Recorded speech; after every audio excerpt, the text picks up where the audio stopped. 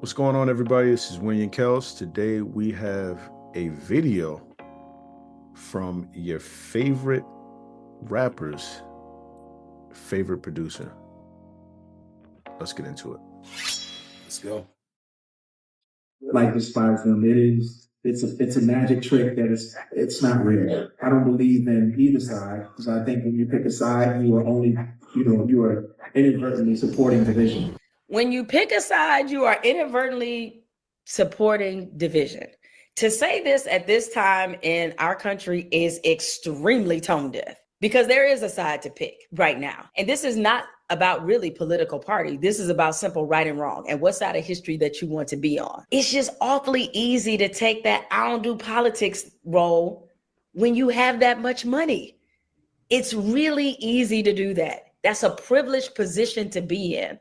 And listen, I'm not throwing this rock from a glass house. I realize there's certain privileged positions I get to take just based off who I am and what I've been able to accomplish in my life. I fully understand that. And so as much as possible, I try to make sure I'm touching grass and staying in reality so that I don't say things to people like politics is about division and nah, dog, that's not what politics is about. Politics for most of us is the determining factor of so much in our lives. It was my father-in-law who I believe said this. Either you deal with politics or politics is going to deal with you. It's one of She makes a good point, but I understand where Pharrell is coming from. Like I'm not big on politics myself, and I have to say that I'm not big on politics or following news articles, anything like that.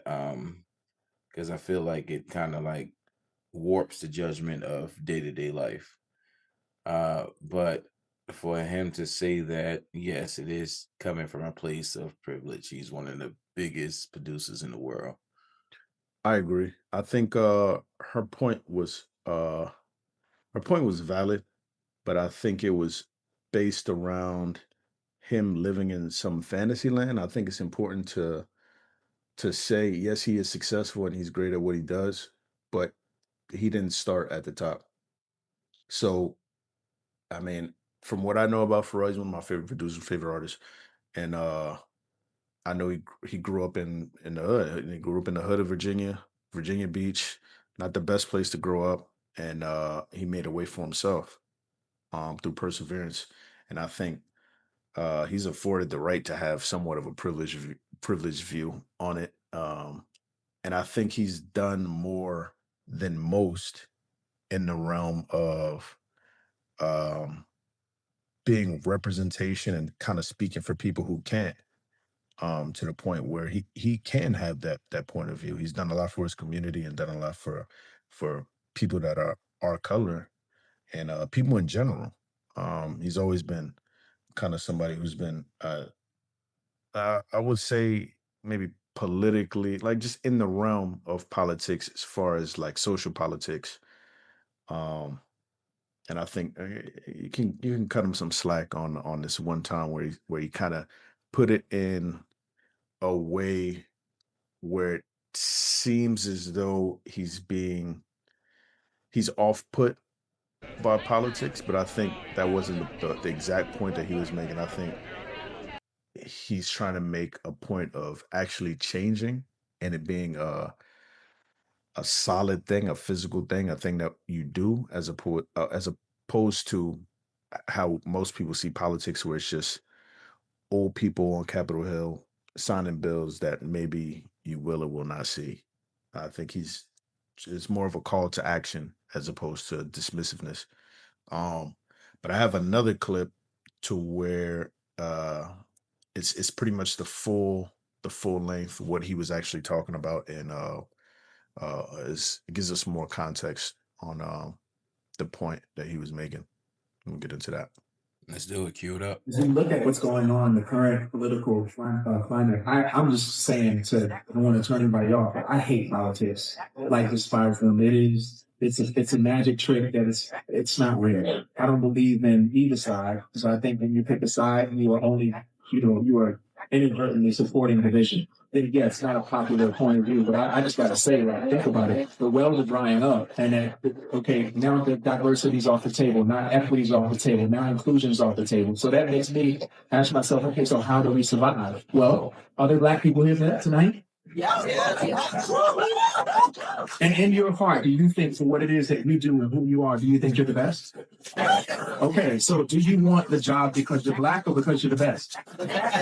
Do you want someone to support your startup because you're black or because you're the best? Right. So I think now for me, it's about us having the best ambition. That's the reason why you should support these businesses. Yes, they have to be black and brown, but it should be based on the thesis that we're the best, not because we are a total shade of a skin color. That's a point of view that I have now that I'm resting on. And if diversity, equity, and inclusion ever comes back in style, cool. But in the meantime, I'm going to focus on being the best because I can bank on that. Because that's what's going to get you the position. Where, I don't want you to give me anything. I want you to panic. That is an amazingly put point. I think that a lot of people, especially in this day and age of modern times, we kind of get caught up in this identity politics to where it's either one way or the other way. It's black or white, for lack of a better phrase.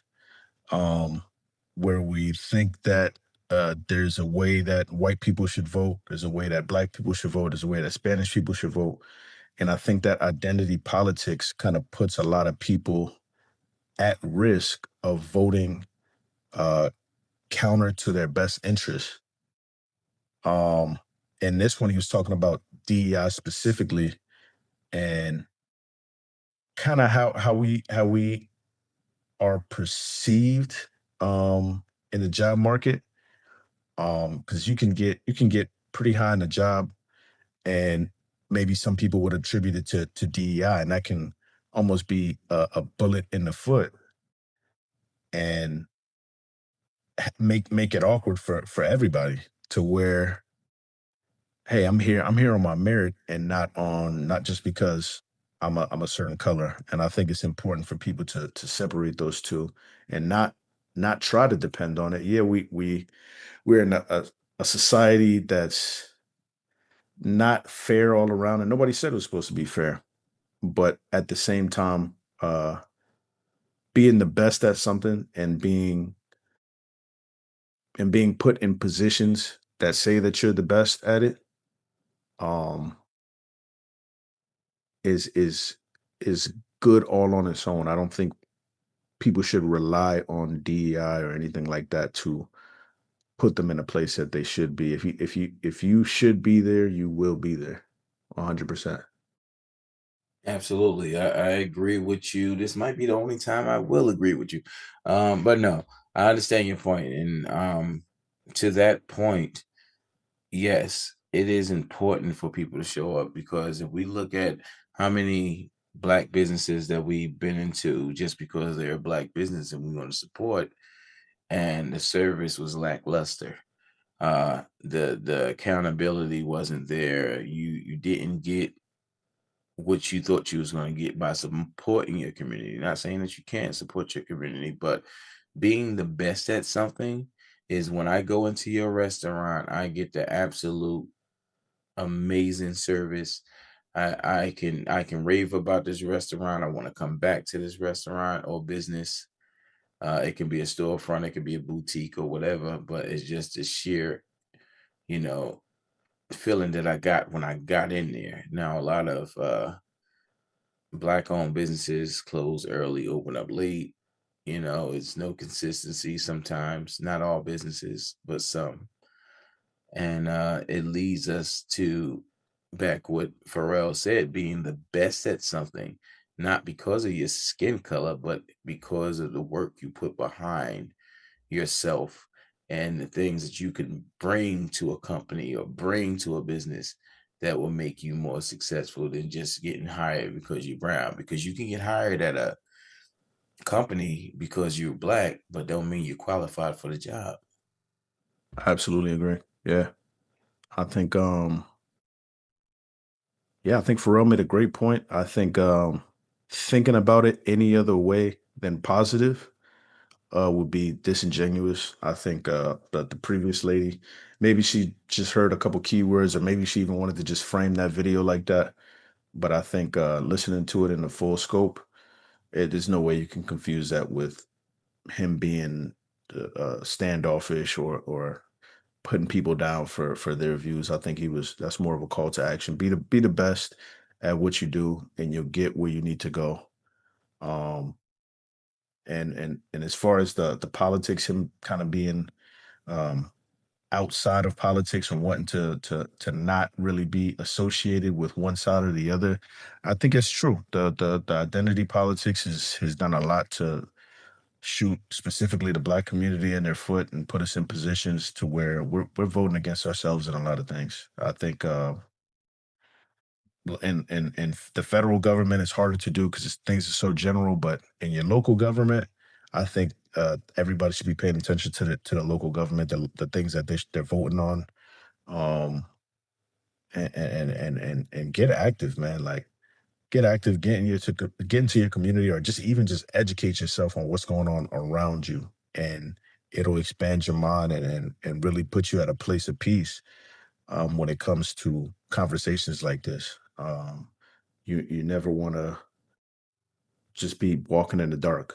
Educate yourself. The news is free for the most part. Information is free. You have the whole world at your fingertips and in front of you on the desktop. Um, yeah, that's gonna be it for this video. If you like the video, like it. If you want more, subscribe. Comment down in the comments. Give us some feedback.